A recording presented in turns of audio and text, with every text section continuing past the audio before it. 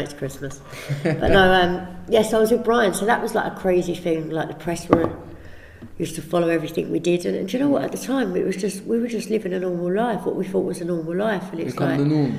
Yeah, and like we just lived in a little house, a little flat together, and that, and it was fun. And you know, he was the love of my life. He's probably the only man I've ever loved. Brian Harvey. Brian Harvey was probably the only man I ever loved, but like loved, actually did love, and but we were just too young. Do you know what I mean? And it was just the fame and everything else, and he just couldn't deal with my addiction. Yeah. Brian hates cocaine. He hates drugs like that. It's a weed smoker like my son, but he hated cocaine. He hated it. People used to go, "Oh, it's only because of Brian Harvey." It was nothing to do with Brian Harvey why I took drugs. Yeah. I was taking it long before I met Brian. Brian hated that shit. Yeah.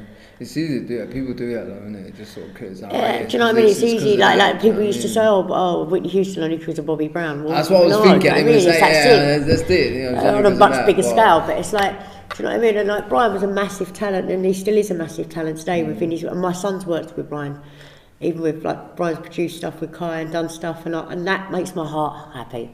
You know what I mean? It's like they're so alike, like crazy, but.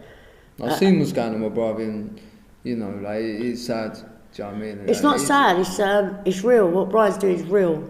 Like that stuff about the Red Room and all that stuff about them parties and paedophile rings. Yeah, it happened. It's real. Yeah, I was part of that. Yeah. I was groomed and abused. I wasn't saying that's not. I'm not saying that's sad. I mean, it's sad that he's. I mean, the sad bit I'm saying is like. What's sad is no one's listening to him, and he's not. And like people mocking and all that. Like, people are getting mocking because they don't want to hear the truth. As much as this COVID thing has made people look at conspiracy theories, and what Brian's talking about isn't a conspiracy theory; it's real life.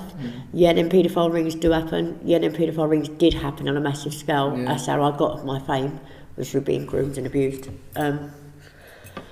Luckily for Brian, he wasn't abused, but Brian found out a lot about it, and he's rallied and he's done as much as he can to stop it. And people are trying to shut him down for it, and people think he's crazy and everything else. But he has had his house bugged, and he has had a lot of things gone on, and he's fighting a good fight for something that he wasn't even.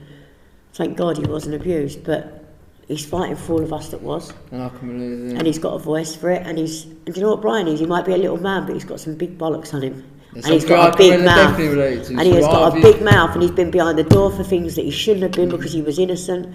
He's done a lot of things, and I will rally. I'll back Brian Harvey to the day I die. I always would, because I know what he's doing is real. And all that stuff with the Red Room and the secret passage doorway and the things that were going on in there, yeah, we did see it. And I will say it on tape, because I know when the James English thing came out, and I think he thought it might have been a lie.